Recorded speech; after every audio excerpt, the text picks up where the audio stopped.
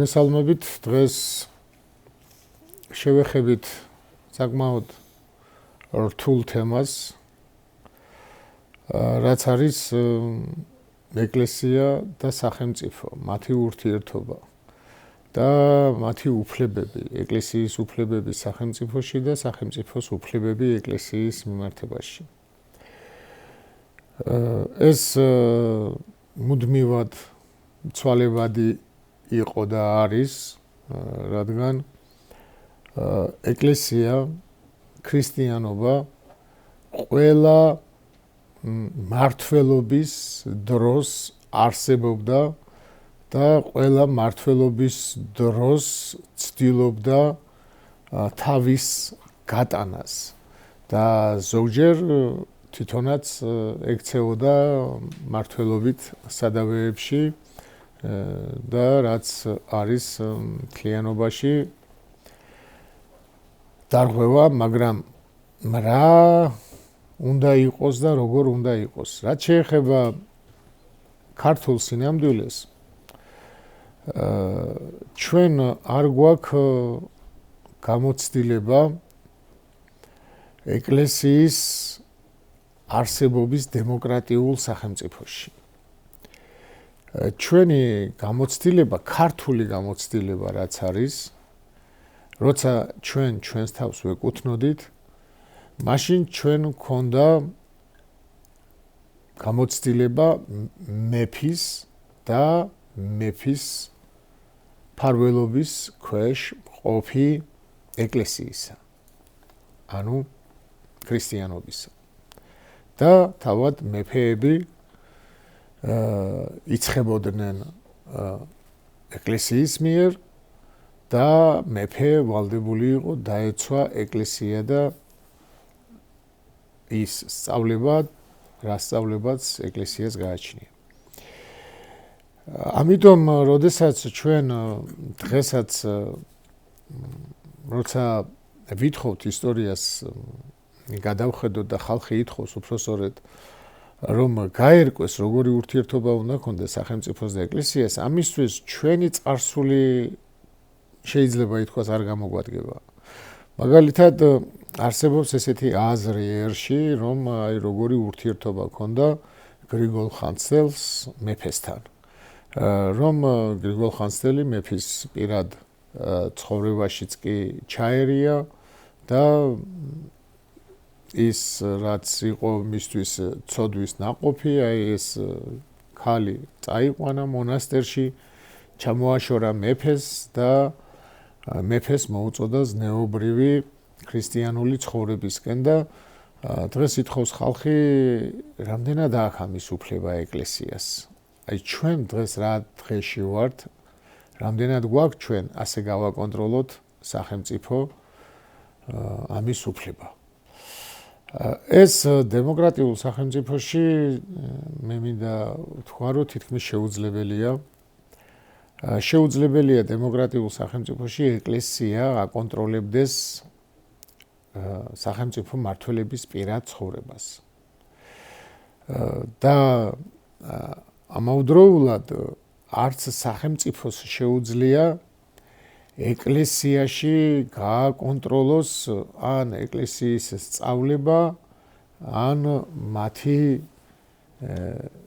ერთმანეთთან დაპირისპირება, მაგალითად შეიძლება ეს ითქვას, აი დღევანდელი მდგომარეობა, როდესაც ჩვენ შორის, ჩემსა და საპატრიარქოს ერთ-ერთ ჯგუფ შორის მოხდა დაპირისპირება, მოხდა სწავლებითი დაპირისპირება, მოხდა ეს მოინათლა პოლიტიკურად მათ მიერ, მაგრამ პოლიტიკურია თუ არა, ეს მაინც ჩვენი გასარკვევია და ამაში არ უნდა ერეოდეს სახელმწიფო. ერთი ადგილი მინდა მოვიყვანო წმინდა წერილიდან, კერძოდ მოციქულთა საქმეებიდან, რომელიც ძალიან საინტერესოდ განგვიმარტავს ამ მდგომარეობას, რაც დღეს საქართველოში ხდება. ეს არის პავლე მოციქულის ცხოვრებიდან, ხოლო აქაიაში გალიონის პროკონსულობისას იუდეველები ერთად დაესხნენ თავს პავლეს და სამჯავროში მიიყვანეს იგი. ეს კაცი ამბობდნენ ისინი არწმუნებს ხალხს რომ რჯულის საწინააღმდეგოდ ეთაყვანონ ღმერთს. როდესაც პავლემ ხმის ამოღება დააპირა გალიონმა უთხრა იუდეველებს ეს რომ დანაშაული ამ ბოროტმოქმედება ყოფილიყო იუდეველნო მაშინ მართლაც უნდა მომესმინა თქვენთვის.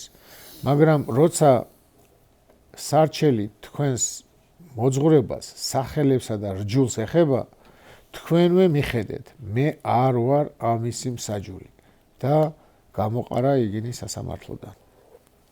დააკვირდით. ეს არის რომის სამართალი. აი დღევანდელი დემოკრატიული სამყაროც ფაქტიურად დგას რომის სამართალზე. და რომის სამართლის მიხედვით, როგორც ეს გალიონი, ანუ პროკონსული ამბობს, რომ მე არა მაქვს იმისი ისაო, რომ თქვენ შორისო სწავლებაო გავარჩიო, თქვენ გაარჩიოთო ერთმანეთშიო. მაგრამ ჩვენ შემთხვევაში დღეს რას აკეთებს სახელმწიფო, რომ აი გამოდიან სახელმწიფო პირები, დეპუტატები და ამბობენ თურმე არქიმანდრიტი დოროთე დაუპირისპირდა ეკლესიას და მე ვარ ერეტიკოსი, ამას არჩევენ და თურმე მე არ ვლოცულობ, აი რა იცის იმათმა მე ვლოცულობ, არ ვლოცულობ, მე რას ვაკეთებ, ეკლესიურად რამდენად ეს სწორია, მე რასაც ვამბობ, ეს ამის გარჩევის უფლება მათ არ აქვთ. მაგრამ საერთოდ ყველაზე ცუდი წყობა, როგორც ისტორია გვაჩვენებს, არის თეოკრატიული სახელმწიფო. თეოკრატიული სახელმწიფო ისტორიული გამოცდილება ქრისტიანობას არ გააჩნია.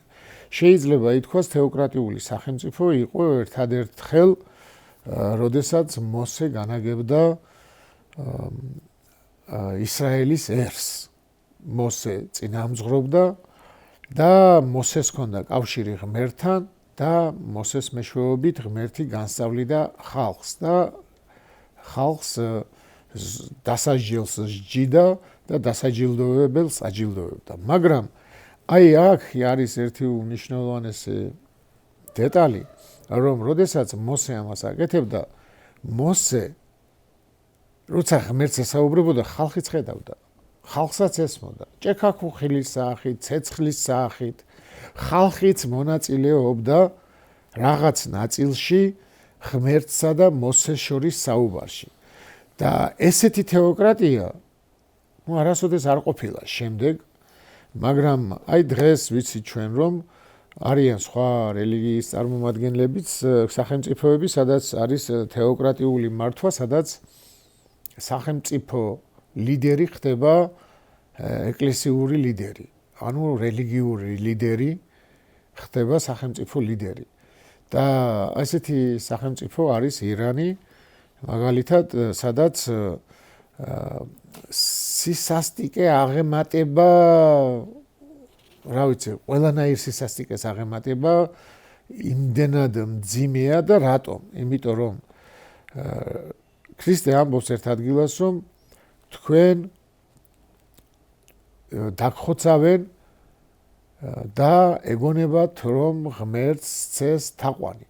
აი სისასტიკე საიდან მოდის? როდესაც ვინმე ამბობს, რომ ის სულიერი ლიდერია და სულიერად მას უნდა დაუჯერო და იმას აქვს ესეთი განცდა, რომ ის არის ღმერთთან და ღმერთის არის ეს კანონები და მის სიმკაცრეს, მის სისასტიკებს ამართლებს ღმერთით.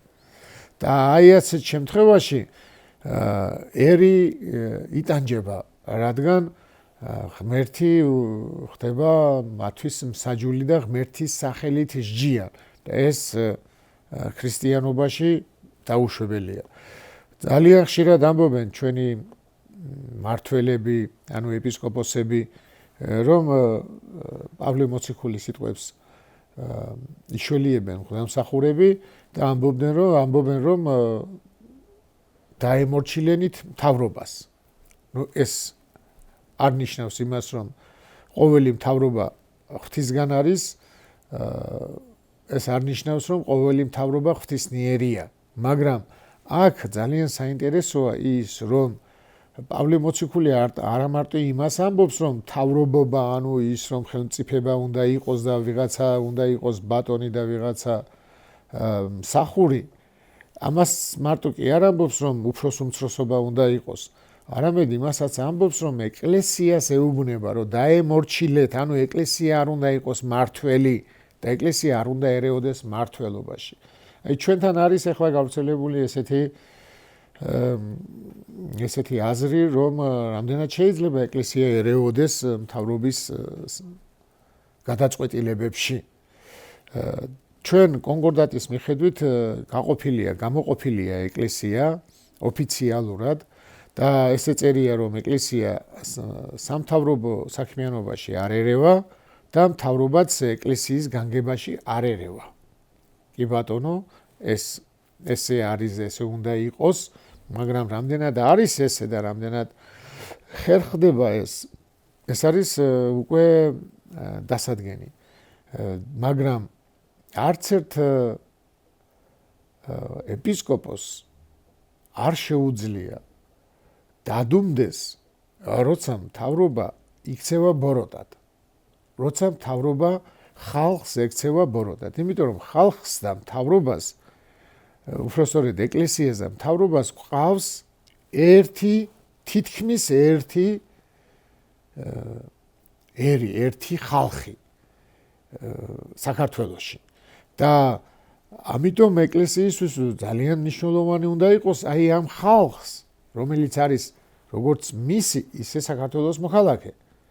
როგორც ეკლესიას ეკუთვნის ეს ადამიანები და არიან ეკლესია, ისე ესენი არიან საქართველოს მოქალაქე.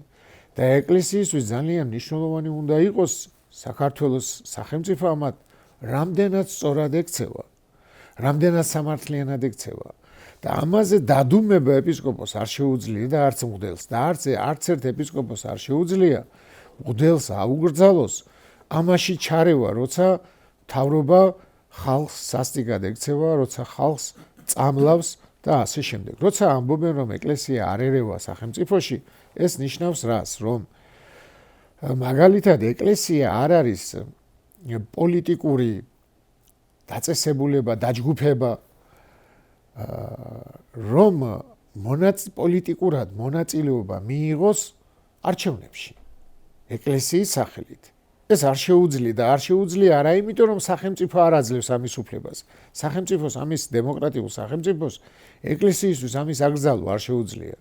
თუ ეკლესია დარეგისტრირდება პოლიტიკურ ერთეულად, როგორც პარტიად, მას ვერ აუგრძალავს სახელმწიფო პოლიტიკურ პარტიად დარეგისტრირებას. მაგრამ ეს ჩვენ გვაქვს აკრძალული. მართლმადიდებლობაში აკრძალულია, აი როგორც პავლე მოციქული ამბობს, დაემორჩილეთ მთავრობას და ნუ იქნებით თქვენ მთავრობა. აი ნუ ჩვენ თვითონ ჩვენი კანონებით გვაქვს აკრძალული, რომ მღვდელი არ შეიძლება იყოს სახელმწიფო მოხელე. და არც ეპისკოპოსი თავისთავად. ანუ არ ჩარევა ნიშნავს იმას, რომ არა იმას, რომ მე ხმის მიცემა არ შემიძლია და ავირჩიო, ეს არის კარგი თუ ეს, ან თქვა ეს არ ვარგა, ან ეს ვარგა. ეს კი არ მაქვს აკრძალული. აკრძალული მაქვს მე მონაწილეობა მივიღო არჩევნებში, ანუ თვითონ ვიყარო კენჭი და ვიყო მღვდელი.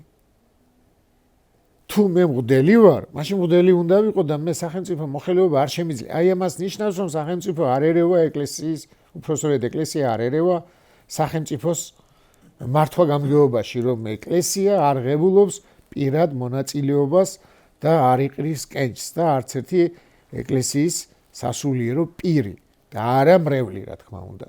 სასულიერო პირი, რომელიც არის უკვე იერარქიაში, მას არ შეუძლია იყოს სახელმწიფო მოხელე. და ის აუცილებლად უნდა ექვემდებარებოდეს სახელმწიფო კანონებს, მაგრამ ეკლესიის კანონებიდან გამომდინარე. იმ კანონებს, რა კანონებშიც ეკლესია აძლევს მას საშუალებას. და სხვა კანონები, რომელიც არ არის ეკლესიური და ის სინამდვილეში ეკლესიას ახრჩობს, მაგ კანონს შეუძლია არ დაემორჩილოს და მაგ კანონი შეუძლია გააპროტესტოს.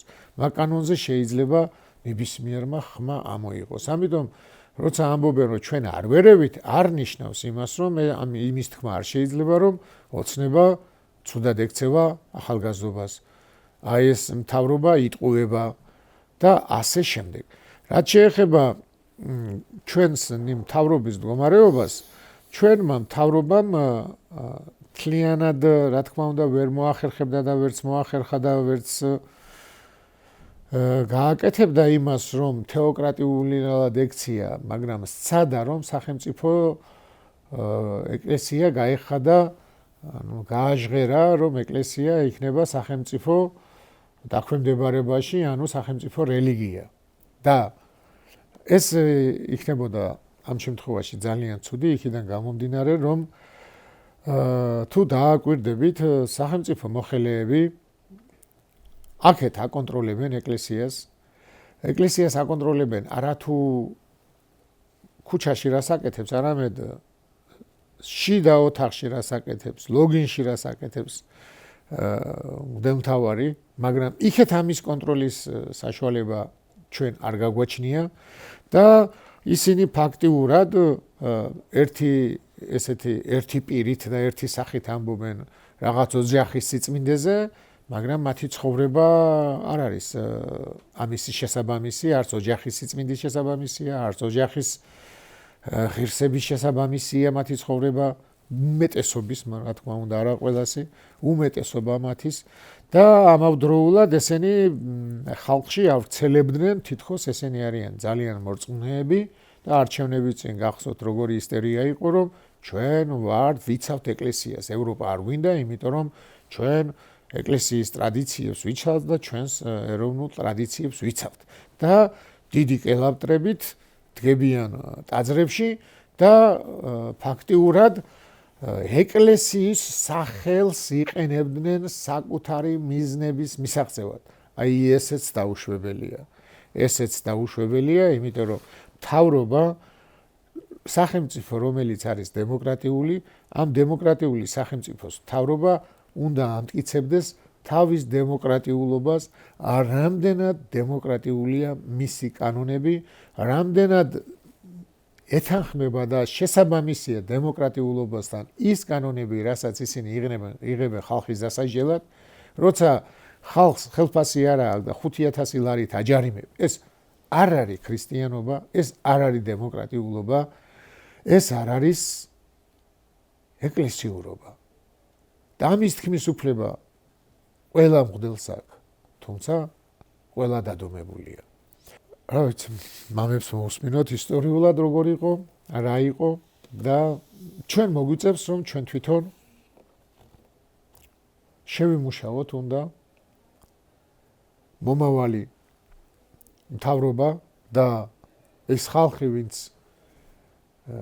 გულშემატკივარია ჩვენი ქვეყნის, ჩვენი ეროვნულობის, ჩვენი დამოუკიდებლობის და ჩვენი ეკლესიის, ამ ხალხთან ერთად უნდა შევიმუშაოთ ჩვენ მომავალში როგორი ურთიერთობა უნდა გქონდეს და პირველ რიგში უნდა აღმოიფხვრას, რომ ეკლესია და ეკლესიის იერარქები არ უნდა იმართებოდეს უცხო და საქართველოსთვის მტერი სახელმწიფოებისგან. აი ეს უნდა აღმოიფხვრას პირველ რიგში, რადგან ეს ქართულ ეროვნულობას და ქართულ ეკლესიას კლავს, ქართულ ეკლესიას, უпростоრედ ეკლესიას საქართველოში. მართლმადიდებლობასაც კლავს და ანადგურებს. ამიტომ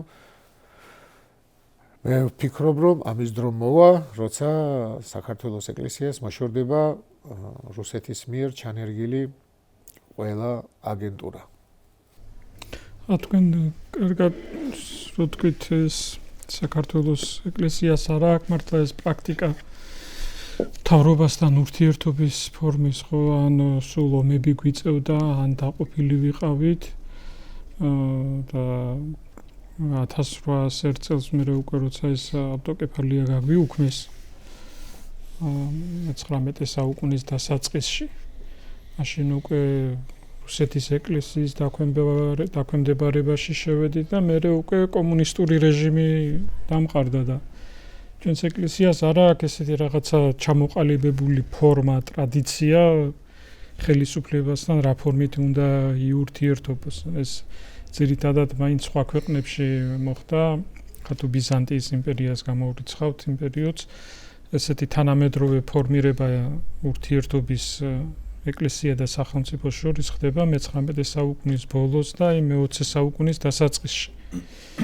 და ჩვენ ამ დროს უკვე ფაქტობრივად არც სახელმწიფოებრივად ვარსებობთ მე-19 საუკუნის დასაწყისში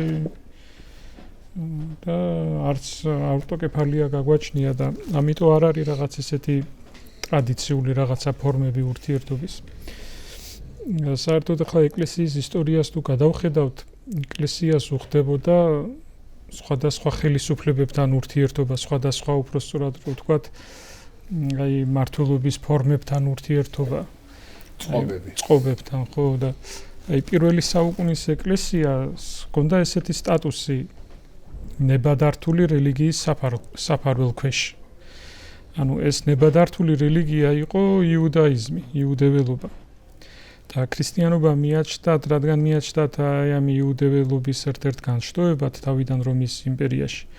ამიტომ არ იდევნებოდა პირველი საუკუნეების დასაწყისში თუ ახლა არ ჩავთვლით აი მოციქულების რაღაც კონკრეტულ დაპირისპირებას ხელისუფლებასთან მთლიანობაში ესეთი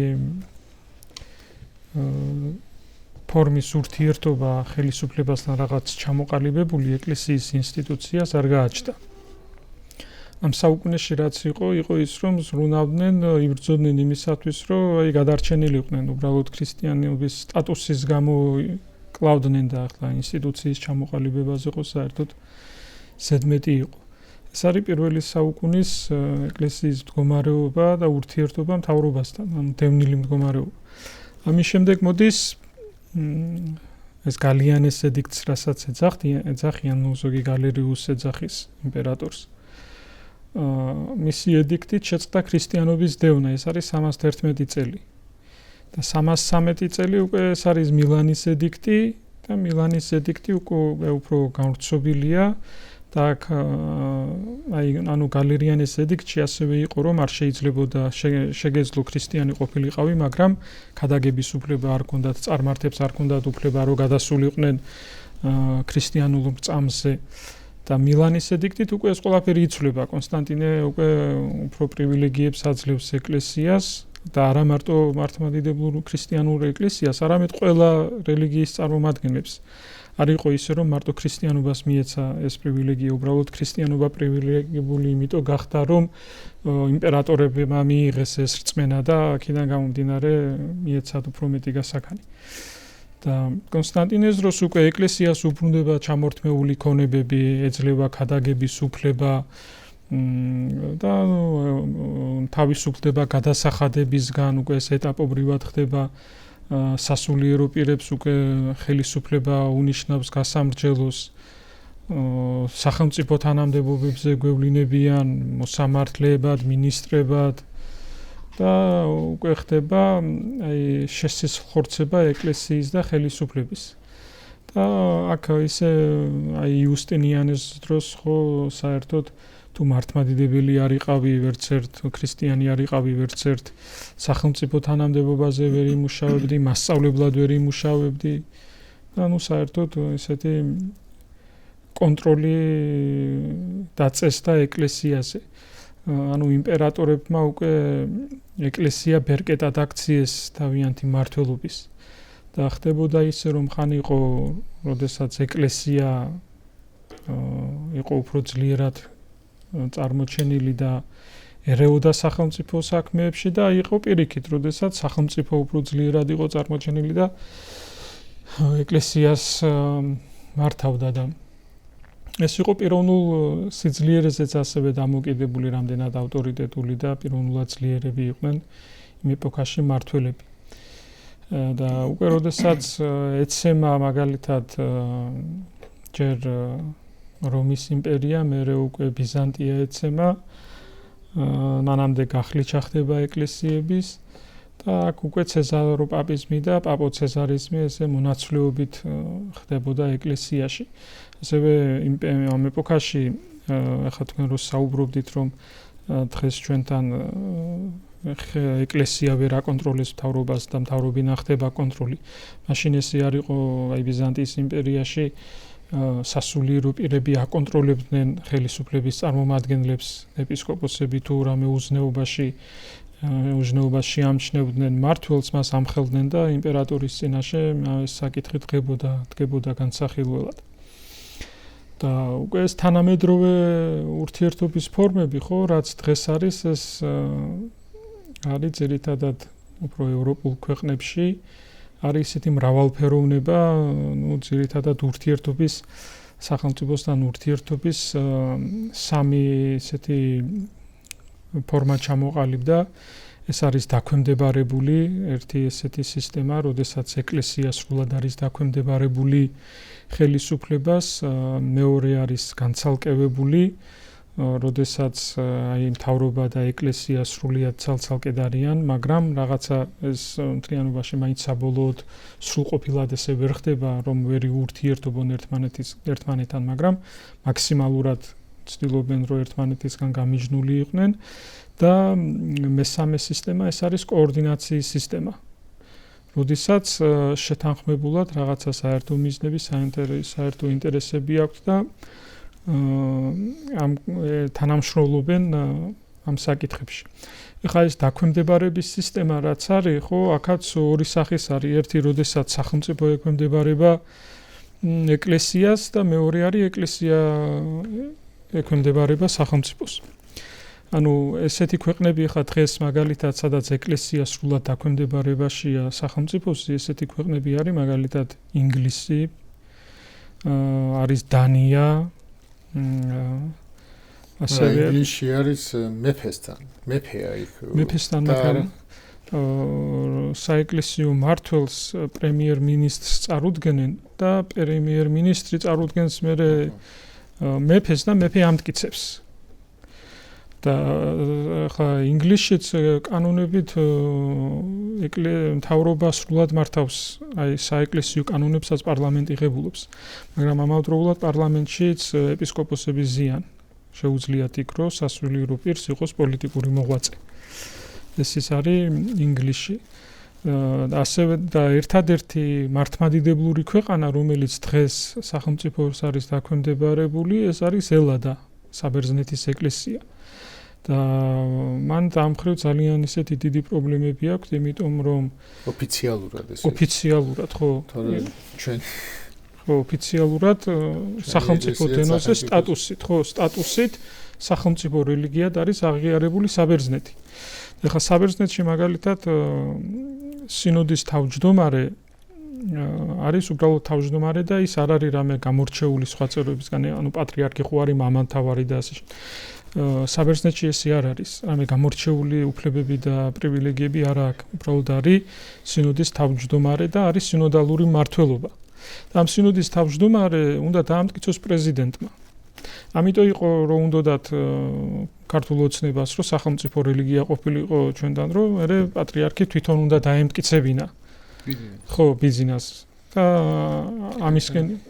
ამისკენ ისრაფოდნენ და ეხლა ეს სახელმწიფო რელიგია და ღიარება ასევე ეკლესიას ეს ნიშნავს რომ სახელმწიფო სრულად აფინანსებს ამავდროულად სასულიერო პირებს, მათ ჯანდაცვას, რა ვიცი, ხელფასებს, ყველაფერი თავისთავზე აქვს აღებული. მაგრამ ამავდროულად სრული კონტროლი აქვს ეკლესიაზე.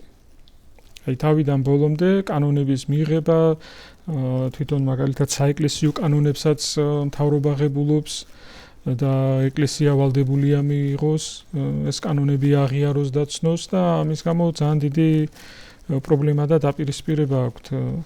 არის ახლა მეორე ფორმა მაგალითად, როდესაც უკვე ეკლესიას ექვემდებარება მთავრობა, ასეთებად დღეს ცნობილია ერთი ვატიკანი, ათონის რესპუბლიკა, ანდორა და ირანი. და კიდე არის რამდენიმე ისეთი ისლამური ქვეყნები. ანუ ფაქტობრივად სადაც არის ესეთი თეოკრატიული მმართველობა. ვატიკანი მაინც გრობითია. ხო, ვატიკანი უფრო კი. ეს არის მოკლედ როდესაც დაქვემდებარების ფორმები, ანუ როგორც თქვით, დაქვემდებარების ფორმა ორნაირია. ერთი, როდესაც ეკლესია ექვემდებარება მთავრობას და მეორე მთავრობა ეკლესიას. მეორე ეს განცალკევების სისტემა, ეს არის ყველაზე ისეთი საუკეთესო სისტემა და სამწუხაროდ ყველაზე ნაკლებად არის გავრცელებული. ეს არის გავრცელებული განცალკევების სისტემა, ეს არის ამერიკის შეერთებულ შტატებში, არის საფრანგეთში და ნიდერლანდებში. როდესაც სრულიად გამიჯნულია მთავრობა და ეკლესია ერთმანეთისგან.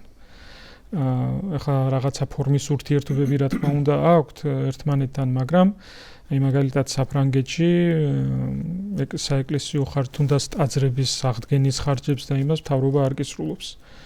რაღაცა ნაწილს აფინანსებს, მაგრამ ძირითადად მთელი ეს ამ საკითხების მოგვარება ეკლესიის ფინანსებზეა დამოკიდებული და არა მთავრობის მხრიდან. ანუ სრულ მაქსიმალურად ცდილობენ, რომ ყველაზე უფრო სეკულარულ ქვეყანად ევროპაში მიჩნეულია საფრანგეთი. სასულიერო პირი მაგალითად პენსიაზე რო გადის, ან რაღაცა მისი ანაზღაურება, ამას ყველაფერს ეკლესია იღებს თავის თავზე. აი საბერძნეთში პირიქით არის ეკლესია სახელმწიფო აფინანსებს მაგალითად მღვდლის საჭიროებებს და თუნდაც პენსიაზე გასვლას და ასე შემდეგ. ეს არის მეორე ისეთი ფორმა განცალკევებული და მესამე არის კოორდინირებული. ეს არის ევროპაში ყველაზე უფრო მეტად გავრცელებული. მაგრამ აქ ცოტა ზღვარი აი განცალკევებასა და კოორდინაციას შორის სადგადის, ეს ცოტა რთული დასადგენია, იმდენად ისეთი ახლოს არის ეს ყველაფერი ერთმანეთთან და ასეთი ფორმის ურთიერთობა არის ევროპის აი უმრავლეს ქვეყნებში. რაც ნიშნავს კოორდინირებული? კოორდინირებულია, როდესაც ერთმანეთს ითვალისწინებენ რაღაც საკითხებში, ერთმანეთისგან რჩევებს ღებულობენ და რა მიმართულებით იმუშაონ.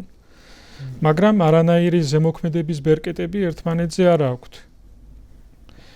მაგრამ ერთმანეთის ეკითხებიან, ანუ უფრო ეს ხდება აი მაგალითად სოციალური დახმარებებზე, ვის რა ფორმით შეუძლია დაეხმაროთ, ასევე ციხეები, ჯარი, საავადმყოფო და ასეთი ფორმის ურთიერთობები. ანუ ეს ახლა ყველაფერი რაზე მეტყველებს, რომ ევროპაში, აი ამ ევროკავშირის ქვეყნებში და ზოგადად ევროპულ ქვეყნებში არ არის თავს მოხვეული, გინდა თუ არა, ესე უნდა იყოს ეკლესიასა და მთავრობას შორის ურთიერთობა, ან ისე უნდა იყოს. ანუ პირად არჩევანზეა, რომელ მთავრობას და ეკლესიას რა ურთიერთობის ფორმები აწყობთ, ერთმანეთში თანხმდებიან შიგნით. ანუ ჩვენთან რო ამბობენ, რომ საქართველოში რო ევროკავშირი ამას გავალებს, იმას გავალებს და მართლმადიდებლობას ებრძვიან და ასე შემდეგ. არა, თავისუფალია, ყველა ქვეყანას აქვს თავისი ინდივიდუალური მიდგომა ეკლესიასთან მიმართებაში. ხო, ხა ამ საუბრიდან კითხვა იბადება, რომ რატო ცდილობდა, აი ხა მთელი ისტორიის ის რომ საუბრობდით, რატო ცდილობდა ხელისუფლება ესე რომ ჩარეულიყო საეკლესიო საქმეებში, რა იყო ეს მაინც ამ ყველაფრის მიზეზი და აი ეკლესია და სახელმწიფოს ურთიერთობა პირველი ის არის ქრისტეს ნათქვამი, რომ კეისარს კეისრისა მიეცი და ღმერთს ღვთისა. აქ არის საინტერესო ის, რომ ჯერ კეისარს წერია, მიეცი კეისრის და შემდეგ წერია ღმერთს ღვთისა და ესეც იმას ნიშნავს, რომ კეისარს მიეცი კეისრის, მაგრამ თუ ეს ხელს არ გიშლის, რომ ღმერთს ღვთისა მიცე, მაშინ კი. მაგრამ თუ კეისარს აძლევ კეისრისას და შემდეგ ღმერთს ღვთისას ვერ მისცე, მაშინ არ უნდა მიცე, არ უნდა დაემორჩილო ესეთ კეისარს. ამიტომ შემთხვევით არ არის სამივე სახარებაში ესეა, რომ ჯერ კეისარს კეისრის და შემდეგ ღმერთს ღვთისა და ანუ ღმერთ ქრისტეს ბოდიშ ვიხდი, ამას გამარტავ ჩემი გაგებით, ჩემი სიტყვებით მინდა კეისარს კეისრისა და ღმერთს ღვთისა. აი ქრისტეს მისემენ მონეტას და ვისი ხატიაო? მაჩვენეთ და ვისი ხატიაო, ანუ ვისი სახეაო აქ გამოსახულიო და კეისრისო. მე რომ მიეცითო კეისარსო. და ახლა ეს ჩემებურად ვთქვა. აქ ვისი ხატია გამოხატული კეისრისო. მიეცითო კეისარს. თქვენ მისი ხატი ხართო. თქვენზე ვინ არისო გამოსახული? ღმერთიო. მაშინ თქვენი თავი მიეცითო ღმერთს. ანუ საკუთარი თავი და საკუთარი მსახურება, აი შენი მსახურება არაფრით არ შეიძლება ეკუთვნოდეს კეისარს. კეისარს უნდა ემსახურო ხორციელად, რა თქმა უნდა, ეგ ომია, ეს არის, მაგრამ ეს არ არის შენ ღმერთის მსახური ხარ. აი ამ მსახურებაში რამდენად ღვთიურია ის.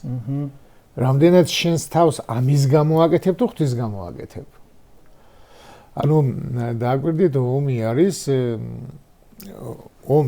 ერთი ხო, მაგალითად, აი დღევანდელი ომი რუსეთ-უკრაინა შორის. ხო.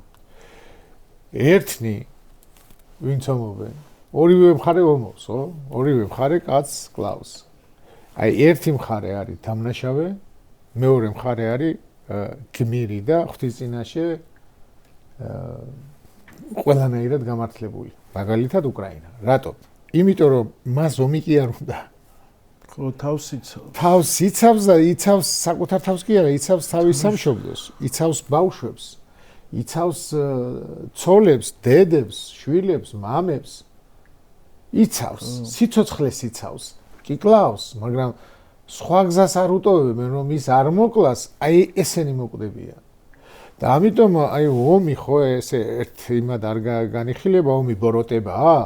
კი, რა თქმა უნდა, ომი ბოროტებაა, მაგრამ შენ რო უნდა იომო ქრისტიანულად, ეს გამართლებულია, უნდა იომო, უნდა დახვდე, უნდა შეეწინააღმდეგო და უნდა გამართლო. ამიტომ შენ რომ აი შენზე ვისი ხატია? ღვთის, ხო? ჩვენზე ჩვენ ღვთის ხატები ვართ. ანუ ის რაც ეს კეისრის ხატია, ეს არის გარეგნული რაც არის. კი ბატონო წაიღოს, მაგრამ აი საკუთარი თავი და ეს ღვთის ხატები უნდა დაიცვა და არ უნდა ამსახურო კეისარზე. საქართველოს ეკლესია აი დღეს რაღაც ისეთი განცდა მაქვს და ისეთ რაღაცას ხედავ, რომ ქრისტეს მსახურები კი არა, ქრისტეს მსახურებიან მარტო წირვით. და სინამდვილეში ემსახურებიან მთავრობას, აი ხალხს არ ემსახურებიან. ხალხის საჭიროება, ხალხი ჩამოშორდა. საერთოდ ხალხი ჩამოშორებულია ეკლესიის სხვადასხვა ეს ეკლესიური მართლობაა, ხო? ხალხი ჩამოშორებულია ეკლესიური მართლობისგან, რა ხალხს რა დარჩა. აი ძალიან საინტერესო ის წავიკითხე პეტრე მოციქულთან, როდესაც კორნელიუსთან მიდის რა ნათლავს. და იქ შედის მასთან რჩება, რა თქმა უნდა, ნათლავს და მერე საჭმელს პურს მიიწმევენ და უკან მობრუნდება და ხალხი პასუხს თხოვს. ჩვენ რო გავიგეთო შენ წარმართებთანო ისაო და რა ხდებაო? და პეტრე თელ იმას უყვება, როგორ ნახა გამოცხადება, როგორ გამოაგზავნა ანგელოზი ღმერთმა კორნელიუსთან, რომ მივიდა, რომ ესაუბრებოდა, როგორ გადმოვიდა მათზე სულიწმინდა და მე ვინ ვიყავიო, რომ გამეჩერებინაო. ანუ პეტრემ ანგარიში ჩააბარა, როცა იმათმა უთხრა, ხა ისე არ იყო, რომ აი პეტრე მოციქულია და მორჩა ამან იცის და ჩვენ ამას მივყვებით, ესე არ იყო. იქ ხალხი ეუბნება ის წრე, ის ჯგუფი, რომელიც მოინათლა და რომელიც პეტრესთან იყო, პეტრე მათთან ანგარიშვალდებულია. აი ეხლა დღეს საქართველოს ეკლესიის მღვდელმთავარი, მღვდელი თუ ვინმე, ნუ განსაკუთრებით მღვდელმთავრები, ხალხთან ანგარიშვალდებულები არ არიან და რატომ? იმიტომ რომ ჯერ ერთი ხალხი არ ირჩევს, მათ არჩევაში ხალხი არ მონაწილეობს. აქედან გამომდინარე ხალხი უკვე გამორიცხეს. ეხლა ხალხი რაში უნდა დასჭირდეს? შესაწირი, ხო? შესაწირი სახელმწიფოსგან აქვს. სახელმწიფო აფინანსებს. განსაკუთრებით ოცნებამ დაიწყო ცალ-ცალკე ეპისკოპოსების დაფინანსება, რომ ცალ-ცალკე ყავდეს თავისთვის და როცა მთავრობა გაფინანსებს და იქ უნივერსიტეტებს გიფინანსებს, სკოლებს გიფინანსებს, იქიდან ხო თვითონ ჭამენ ფულს, ეხლა თვითონ აქვთ მილიონები და რა ვიცი, ისეთი სახლები და ისეთი კარები. ერთ ბერს აქონა თქვა მე სადღაც მაგ წაკითხული, უპოვარების აღთქმამო იმდენი მაპოვნინაო, რომ რაღაც საოცრება, აი უპოვარების აღთქმა დადეს, უპოვარების და იმდენი მოიპოვეს და მოიპოვეს მთავრობისგან და ამიტომ ხან მთავრობას ემსახურებიან, ქრისტეს კი არ ემსახურებიან, ხალხს კი არ ემსახურებიან, მთავრობა, ხალხი რაში უნდა დაჭირდეს? ჩვენი ეკლესია გახდა კეისრის მსახური. ანუ რაც ღვთისა ის კეისარს მიცეს. ქრისტე, ანუ ქრისტეს მსახურება რა არის, რომ სიმართლე მსახურება. სიმართლე მსახურება. ვინ არის ქრისტეს ხალხი? ის ვინ სიმართლეს ემსახურება, აი ძალიან საინტერესოა წავიკითხა, წაგართვი სიტყვა, მაგრამ აი ეს საინტერესოა ძალიან დააკვირდით. თუ თქვენს და გაინტერესებთ კორინთოში რო იყო პავლე წასვლას აპირებდა და ერთ ღამეს უფალმა ჩვენებით უთხრა პავლეს ნუ გეშინია არამედ ილაპარაკე და ნუ დადუმდები ვინაიდან მე შენთან ვარ და ხელსაც ვერავინ გახლებს რადგანაც ბევრი ხალხი მყავს ამ ქალაქში ჩვენ ვიცით რომ კორინთოში ვინც კი ქრისტიანი იყო ვინც კი მოქცეული იყო ყველას იცნობდა პავლე იმიტომ რომ წელიწადნახევარი იყო და იქ ასწავლიდა ყველას იცნობდა და არ წახვიდეო და ბევრი ხალხი მყავსო ვინ იყო ეს ხალხი ვინ სიმართლეს მიმღები იყო ვინ სიმართლეს ეძებდა და აი ეს რამდენი ხალხი ყავს ახლა საქართველოს რამდენი ახალგაზრდები ყავთ რომლებიც ქუჩაში არიან სიმართლეს ეძებენ და ისინი დევნის და ეკლესია დევნის და არა და ისინი ღვთის ხალხია ყველა ვინ სიმართლეს ეძებს და უნდა მართალი იყოს თუნდაც პოლიტიკური სიმართლე თუნდაც ადამიანთან ურთიერთობის სიმართლე და არ იყოს იქ ქრისტეს ძებნა მოძებნის ქრისტეს იმიტომ რომ აუცილებლად მივა ქრისტესთან ის ვინ სიმართლეს ეძებს მაგრამ ეკლესია ამათ ხელი კრა რატო იმიტომ რომ თავრობის მოწინააღმდეგე რაღაცნაირად აღმოჩნდა ეკლესიის მოწინააღმდეგეა განსაკუთრებით საპატრიარქოსი და რატო ფულს ხო არ აძლევენ სად მიდის რას აკეთებენ და აი ამ ფულის მიცემით ფაქტიურად კი გამოეღო ეკლესია მაგრამ აი ფული დაჭერილი ყავს და უკვე ხალხი არ არის მათთვის შემოსავალი არამედ თავრობის მიერ მიცემული ფული და მერე იქ რაღაცა ჟარგონით რო თქვა ატკატები თუ გათეთრებები თუ რაღაცები ხდება და ეს ხალხიც ურწმუნოდ გამოაცხადეს იმიტომ რომ ამ ხალხს ეს ეკლესიის ეს წყობა და ადმინისტრაცია არ მოწონს ქრისტე კი არ ყავს ამ ხალხს დაწუნებული რა თქმა უნდა ამ ხალხმა დაიწუნა საპატრიარქოს ეს მართლობის ფორმა და ის სისტემა რაც ეკლესიაშია და ამათი დაწუნების გამო ამ ხალხს უწოდეს რომ თითქოს ქრისტეს ებრძვიან ქრისტეს კი არ ებრძვიან კაცო ამად უზნეობას და უმსგავსებას ებრძვიან რაღაცა ჩინური გამოსახულება იყო კუბოზე დაწვეს და ჯაღმაიძე შალვაკეკელია გამოდიოდნენ და ხატი დაწვეს და სატანისტები არიან და იქ აფრიკისკენ სადღაც აშენებული ტაძარი დაანგრია კალაძემ კურთხევით არ იყო აშენებული ეგერ ტყე პარკში ხო არის ტაძარი დაწყებული ხო იყო კურთხევით არ იყო ის პატრიარქის კურთხევა არ ქონდა რა ხა თუ პატრიარქის კურთხევით არ იყო ამბობენ რომ იქ სამებაში ღმერთი მკვიდრობს ანუ ტაძარში და ამ აშენებულ ტაძარს ანგრევენ და რა ხდება ასე იგი თუ მთავრობა ტაძარს ანგრევს მას შეუძლია და ბავშვებმა რაღაცა კუბო დაწვეს ჩინური რაღაცა ისა გამოსახულებით და ხატი დაწვესო გამოდიან და ის მთავრობა ასკეტიკას გვასწავლის ოჯახის სიწმინდეო და მიდიან თვითონ მონაკოში ეს საერთოდ ოდიოზური ფიგურები არიან ესენი ეკლესიის მასწავლებლებიც არიან პოლიტიკოსებიც არიან ყველაფერი ერთად ხო და ეგ არის აქ თავარი რომ აი შინაარსი რატო ებრძვის ანუ რატო უნდა რომ დაიმორჩილოს ხელისუფლებამ ეკლესია ეს სხვათა შორის ეხლა მთელი ეკლესიის ისტორიასაც რო შეხედავ ხო პირველი ეტაპია დევნა შემდეგ სახელმწიფო რელიგია გახდა ქრისტიანობა ბიზანტიაში და იქაც ეხლა ეს პირველი მეორე მესამე საუკუნეა ქალწულებითი ეკლესია რო ქვია ხო რომელიც არანაირ შეხებაში არ იყო სახელმწიფოსთან მაგრამ მე ამ შეერთებამ შეიძლება ბევრი რაღაც კარგი გამოიწვია მაგრამ ბევრი რაღაც უარყოფითიც გამოიწვია და იმპერატორი როგორი იყო თუ იწოლებელი იყო მთელი ეკლესია საშინელ დღეში იყო და მთელი მასში და საერთოდ ესეთი კავშირი ეკლესიასა და ხელისუფლებას შორის ნამდვილად არ არის კარგი აი რაც ევროპული მოდელი შე რო თქვი რომ იქ რო არიან და შეიძლება გამიჯნულია ხო ეს არის ზუსტად კეისარს კეისრისა და ღმერთს ღვთისა და აი ერთი ის არის საინტერესო რომ როცა ეს მეორე მსოფლიო ომი რო დაიწყო აი ზუსტად ეხა სტალინიც რა ფორმით მუშაობდა რომ მეორე მსოფლიო ომი რო დაიწყო, მაშინ 51 წელს გამოაცხადეს, მოკლედ საბჭოთა კავშირის ყველა სასულიერო ლიდერებმა გამოაცხადეს, რომ გერმანია ჰიტლერი არის სატანის მოციქული და მოკლედ მათთან ბრძოლა გამოაცხადეს როგორც წმინდა ომი და ეს პირველი თვეები ომის დაწყების დროს გერმანელებმა მოახდინეს უკრაინის, ბელორუსის, ბევრი საბჭოთა კავშირის ტერიტორიების ოკუპაცია და ამ დროს ის ეკლესიები, რომელიც დაკეტილი იყო, ის სასულიერო პირები, რომლებიც დევნაში იყვნენ, მთელი ეს 37-38 წელი ხო მუდმივ დევნაში არიან. გერმანიამ გაათავისუფლა ესენი, ეკლესიების გახსნის უფლება მიცა, სასულიერო პირებს მოქმედების უფლება მიცა და ამის შემდეგ სტალინიც იწყებს ფიქრს და 53 წელს არის, როცა სტალინი პირველად მოიწვევს მაშინ რუსეთის პატრიარქი არ იყო, ხო იყო მოსაყდრე იყო სერგი და მოიწვევს მოსაყდრე სერგის და სტალინი გადაწყვიტავს, რომ რუსეთში ეკურთხოს პატრიარქი.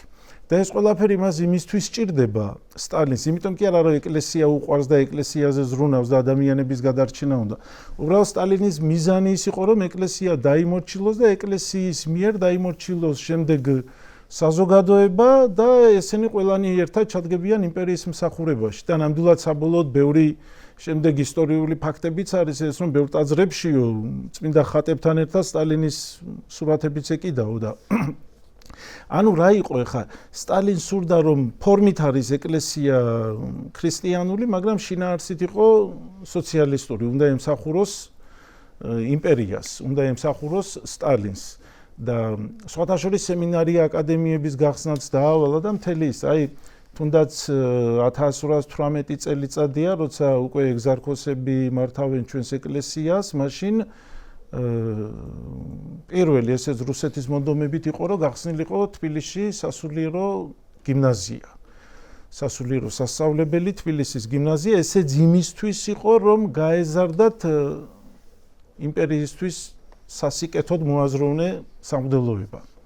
აი ეს არის ხა მთელი ანუ აქ მიზანი ის არის, რომ ხელისუფლება მაშინ ცდილობს ეკლესიის დამორჩილებას, როცა იმიტომ კი არა რომ ეკლესია უყვარს, არამედ იმიტომ რომ შემდეგ ეკლესია თავის სამსახურში ჩააყენოს და აი ეს ფორმა ხო იდეალურად არის დღეს ევროპაში, ამერიკაში არის ყველაზე საუკეთესო, იმიტომ რომ იქ არის გამიჯნული ცალკეა ეკლესია, ცალკეა ხელისუფლება და ხა რაც მთავარი რაღაცებია, რა თქმა უნდა ერთმანეთთან რაღაც ფორმით თანამშრომლობენ და აი ერთი კითხვა იბადება ისა რომ როგორ არის აი პავლე მოციქული რომელთა მიმართ ეპისტოლეში ამბობს ესეთ რამეს რომ ხელისუფლებაზე ამბობს რომ ღვთისმსახურია ის შენ დასასიკეთოდ მაგრამ ეს პავლე ამბობს როგორ იმაზე რომ ღვთისმსახური ვინც არის ანუ თუ ხელისუფლება ღვთისმსახურია ის არის შენ დასასიკეთოდ აი ხა მაგალითად ევროპის ხელისუფლება ხო და ევროპის მოდელი რაც არის ხო რო შევხედოთ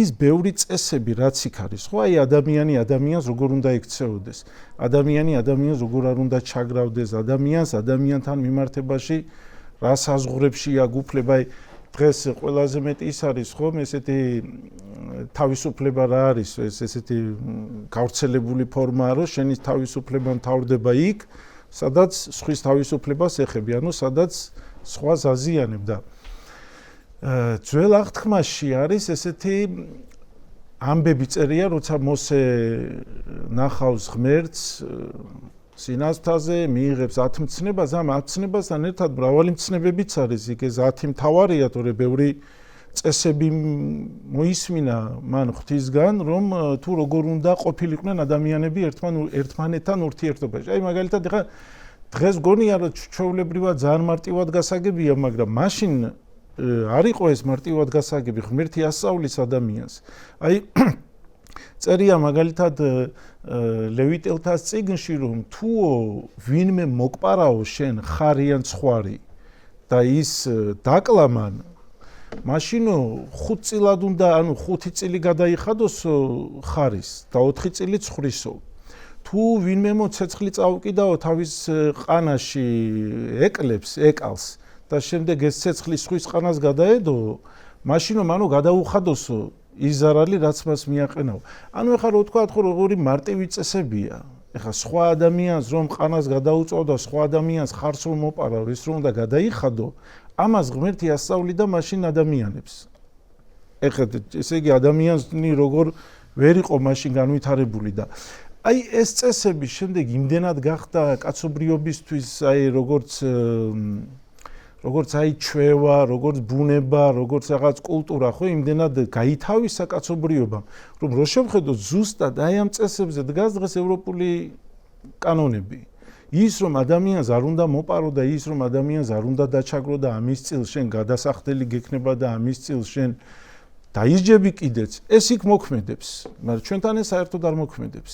ამიტომ ეხლა თუ ვიტყვით ხომ დღეს ევროპული სახელმწიფო ისინი დგანა ზუსტად დღეს დგანა ზუსტად იმ აზროვნებაზე, რომელი აზროვნებაც ღმერთმა ოდესღაც საუკუნეების წინ კაცობრიობას ასწავლა.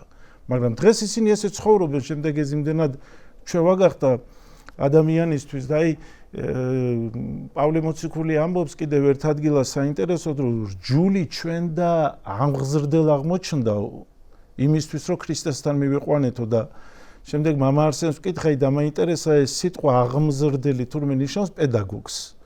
ბერძნულად აი პედაგოგი რომ რჯულიო ჩვენთვის პედაგოგი არისო და ეს პედაგოგი მიმყვანებელი. ხო, მიმყვანებელი და მაშინ იმაში საბერძნეთში და რომში იყო ესეთი წესი რომ ანუ 6-დან 17-16 წლამდე ბავშვი რომელიც სკოლაში მიდიოდა მას უნიშნავდა ოჯახი პედაგოგს. ანუ ის მიყავდა სკოლაში ამ პედაგოგს სკოლიდან მოყავდა და აკონტროლებდა ესე რომ ვთქვათ რომ რამე ცუდი არ დამართნოდა და ამასთანავე რომ ცუდად არ მოქცეულიყო და ესწავლა. ანუ ეს რჯული ბავშვის მატარებელი ეს კანონები რა კანონებიც ხო ღმერთმა ადამიანს ელემენტარული კანონებია ხო ხა მარტივი კანონია ის რომ ადამიანს ხარი არ უნდა მოპარო და თუ მოპარე უნდა გადაუხადო. მაგრამ აი ეს ყველაფერი აღმოჩნდა მიმყვანებელი ქრისტესთან. ანუ აი ამ ყველაფრის გარეშე თუ ამ მარტივ ადამიანურ ურთიერთობებში ნორმალურად ადამიანი არ ცხოვრობ, ნუ რომელ ქრისტეს რაღაც უმაღლეს სწავლებებზეა საუბარი და ქრისტიანობა და რჯულიც ერთმანეთისგან რო განვასხვავოთ, შედარება ესეა რომ რჯული ძველი აღთქმის ის არის მუდმივად გვასწავლის რა არ უნდა გააკეთო, ანუ ბოროტება არ უნდა გააკეთო. მაგრამ ბოროტების არ გაკეთებით არ არის ხო ადამიანის ცხონება. ადამიანის ცხონება არის როცა სიკეთეს აკეთებ. ანუ ეს ძველი აღთქმის რჯული და ახალი აღთქმა იმით განსხვავდება რომ მთელი ძველი აღთქმა რომ არ უნდა გააკეთო ბოროტება და ახალი აღთქმა რომ უნდა გააკეთო სიკეთე. ეს ბოროტების არ გაკეთება არის წინასაფეხური. მაგრამ ეხლა როცა ჯერ ჩვენი ქვეყანა, რა ვიცი, ხა ათასობით ახალგაზრდებს ცემენ, ასისხლიანებენ, რაუბედურებები არ გააკეთა ხელისუფლებამ და როცა ამდენი ბოროტების ჯერ კიდევ სად ვარ ჩვენ სიკეთის კეთება რა ბოროტება რო არ არის გასაკეთებელი ჯერ მაგაზეც სასწავლებელია ჩვენი ხელისუფლებისთვის და ზოგიერთი მღვდლებიდან მღვდელმსახურებიდან მღვდელმთავრები საერთოდ აქებენ ეხა ესეთ ხელისუფლებას იმიტომ რომ მის მსახურებაში ჩადგნენ და ეხა თავისთავად ესე დროს ზრუნავს ყოველთვის ხელისუფლება ესეთი ბოროტი ხელისუფლება ზრუნავს რომ დაიმორჩილოს ეკლესია თორე ნორმალური ხელისუფლება პირიქით უფრო მეტად ათავისუფლებს გამორჩა ჩინეთში არის საერთოდ ტოტალური კონტროლი რელიგიაზე და ტოტალურადაც ეკლესიას კი არა რელიგიას უნდა მიეცეს აი ბუნებრივად კვდომის საშუალება და ესეც და უნდა აკონტროლონ ტოტალურად და ესეც იმიტომ რომ იატაკქვეშ არ წავიდეს ეკლესია ანუ ჩინეთში საერთოდ ეკლესიის ფაქტორი და რელიგია ადამიანის რელიგიურობა ხელის შემშლად უფრო მიაჩნიათ ვიდრე რაღაცა სარგებლის მომტანად და ეს არის ძირითადად იმებში კომუნისტურ ქვეყნებში იყო ესე და ჩინეთი ზუსტად ესეთ იმას მიეკუთვნება ანუ სრულად აკონტროლებს რელიგიას და საერთოდ გასაქანს არ აძლევს და ხა ის გამახსენდა ჩვენი ხელისუფლება აი როგორ ქვეყნებთან დაიწყო ურთიერთობების გაბმა ხო ამოცნება ირანი რომელიც თეოკრატიულია და იქ თეოკრატიასაც ვერ იტყვი დიქტატურა, თეოკრატია, ყველაფერი ერთმანეთში გადაბმულია და მეორე ჩინეთი, ანუ სახელმწიფოები, რომლებთანაც საერთოდ რელიგია ერთბილად რო თქვა ძალიან შორს არის და არანაირი მორალური ღირებულებები არ აქვს, გარდა თავიანთი ძალაუფლების შენარჩუნების.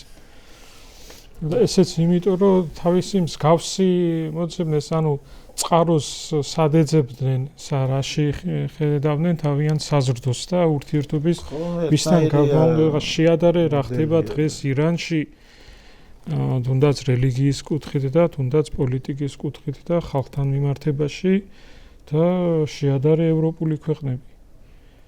შეადარე თუნდაც ჩინეთის მიდგომა რელიგიების მიმართ და შეადარე ევროპული ქვეყნების მიდგომა რელიგიის მიმართ. ხო, ხა ადამიანს როცა აიძულებ რელიგიას, რელიგიურობას, აი ეს ხა ქრისტიანობაში როგორ ქრისტე რას ეუბნება მოციქულებს, რომ საქადაგებლად უშვებთ, წავედით და მოიმოწაფენით ყოველნი წარმართნით და ნათელი ეცით მათ სამების სახელი. ანუ შენ დაიმოწაფეო, შენ უქადაგე და თუ ის დაგემოწაფა, მაგრამ ხა თუ აიძულებ ადამიანს დააგვირდით ახლა ძალიან უარყოფითი დამოკიდებულება არის ჩინეთში. ქრისტე რას ეუბნება თავის მოციქულებს. ახალმცნებას გაძლევთო, გიყვარდეთო ერთმანეთი. და ამით გიცნონო, რომ ჩემები ხართო. ანუ ქრისტიანული ერი ვართ ვამბობთ. და თავრობა ამტკიცებს, რომ ჭეშმარიტი ქრისტიანები არიან, ოჯახის დამცველები არიან. რა ვიცი, ეხლა კადრები არ მინდა მაგაზე საუბარი, მაგრამ ადამიანები, რომლებიც გვიმტკიცებენ, რომ თითქოს ოჯახის სიწმინდეს ევროპა გვართმევს, თვითონ მონაკოში დადიან. და ჩვენ ხან ლოცვას გვასწავლიან და ხან ასკეტიკას და ვოლსკი მე ლოცვას მასწავლის. და სხვათა შორის თვითონ მამაო ჩვენოსო დაუმატა, ერთი მუხლი დაუმატა ვოლსკიმ, რომ აგვაცილეო უბედურებაო, მაგრამ არა აცილა ღმერთმა. ანუ არ შეისმინა ვოლსკის მე შემიძლია ხა შენიშვნა მივცე, რომ შენიშვნა კი არა. გავაკრიტიკო, რომ ღმერთმა არ შეისმინა თქვენი ბატონო ვოლსკი, იმიტომ რომ თქვენი პრემიერ-მინისტრი თურმე ბევრს იპარავდა და არაც და უბედურებას. ძილე დღეში ხართ და არ აქცდათ უბედურება, მაგრამ ეს არ არის ის უბედურება, რომელიც თქვენ გელით, უფრო მეტი უბედურება გელით, დამიჯერეთ.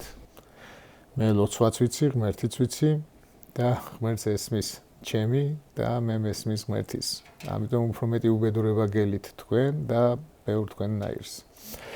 და აი სიყვარული ხო, როცა ამტკიცებთ თავრობა, რომ თქვენ ქრისტიანები ხართ და მამაო ჩვენოს ამბობთ ნახევრად ზეპირად და ახალს ქმნით. წარმოიდგინეთ, აი ირანს ახლა ამერიკა ეუბნება არ დახვით რომ შენი ხალხი. დააკვირდით როგორ გავხართ ირანს. მთელი ევროკავშირი გვეუბნება რომ რატო დაწამლითო თქვენი ხალხიო, რატო წამლავთო, რატო ჩასვითო ესე უსამართლო რამდენი ახალგაზრდობა ციხეში.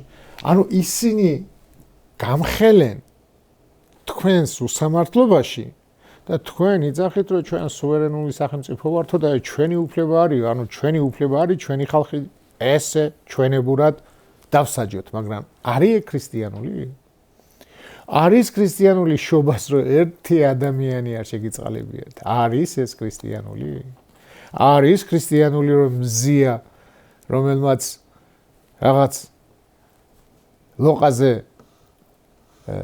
გაუთათუნან რა იქნებოდა იმ ხალის დარტყმა? მოუკვდათ გებუაძე? ეს ჟურნალისტები რომელსაც თავზე დაადგნენ ფეხებით.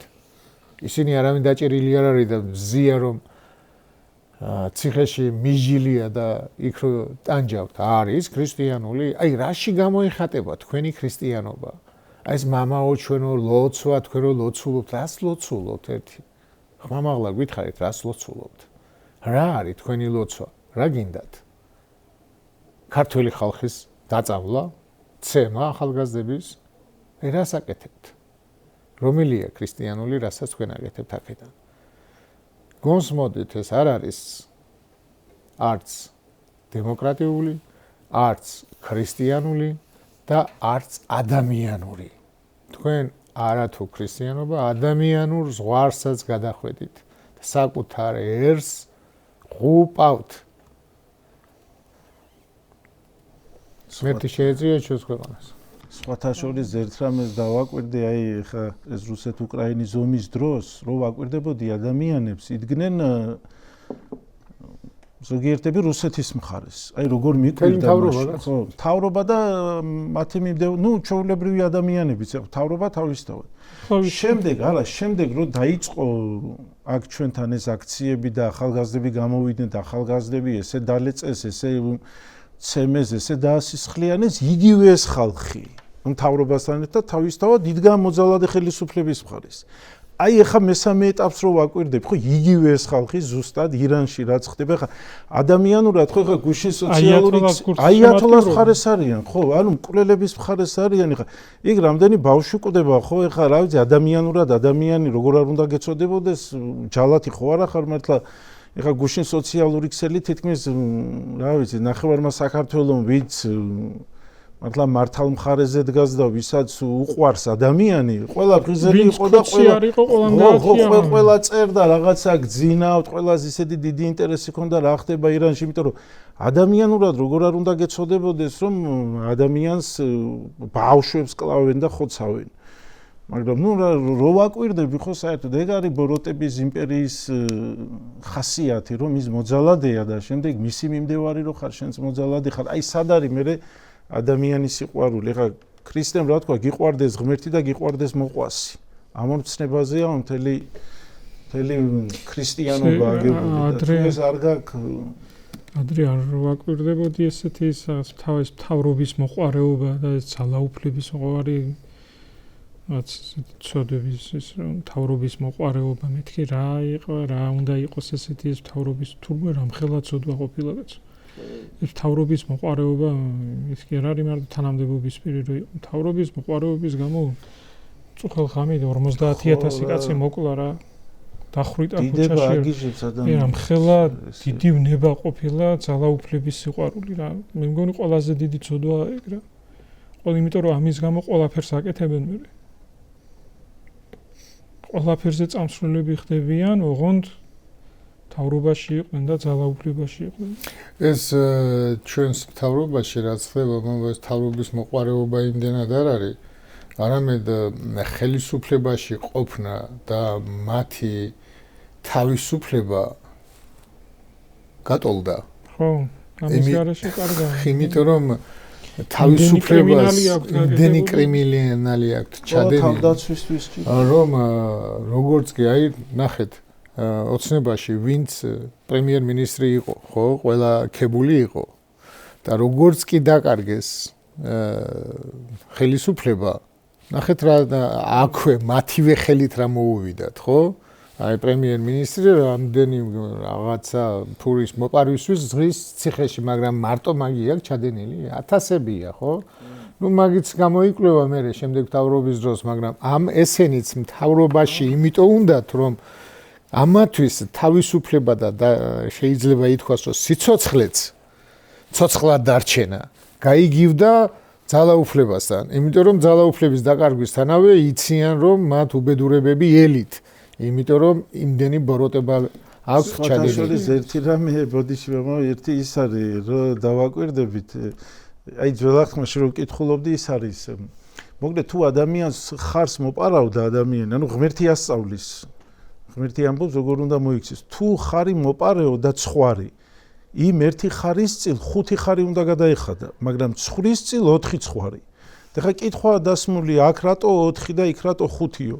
იმიტომ რომ ჯერ ერთი ხარი ისეთი ცხოველია, რომელიც უფრო მეტად ეხმარებოდა თავის პატრონს, მიწას უხნავდა და ანუ უფრო მეტი სარგებელი ჰქონდა ხარისგან. ანუ თუ შენ მოპარეო ისეთი რამე, რისგანაც ის უფრო მეტ სარგებელს ღებულობდა, მაშინ ის უფრო მეტად გადასახდელი.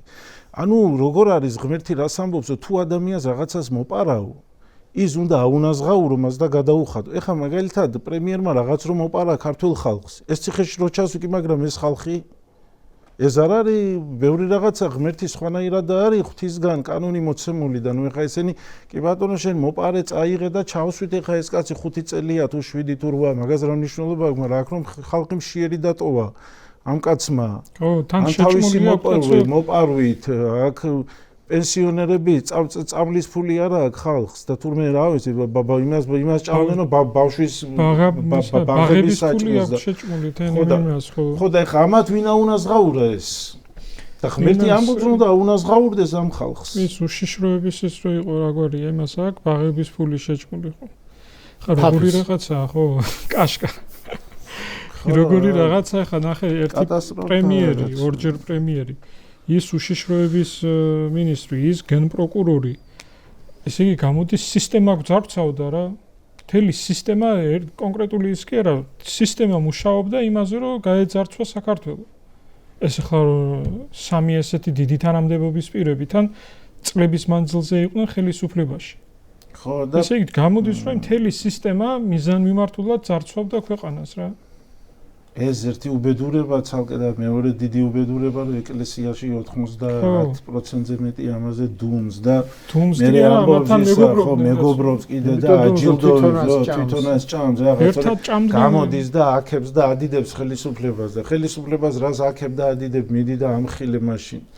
მაგრამ ნუ ეხა ეს რეალობაა, მაგრამ ღმერთი განაგებს, ღმერთი უყურებს, ღმერთი ხედავს და ღმერთი მოგეთ არ ვიცი რა ვისაუბროთ, მაგრამ ჩვენი დასკვნა არის ესეთი, რასაც დღევანდელი ხელისუფლება აკეთებს და ეკლესიის რაღაცა ჯგუფი, რასაც აკეთებს და რამდენად ერთმანეთთან შეხმატკილებულად ბოროტებაში არიან, ეს ყოველად მეუღებელი, ეს არის გამოსასწორებელი და მოვა დრო და ჩვენ ამას გამოვასწორებთ და კეისარს კეისრისა და ღმერთს ღვთისა აუცილებლად.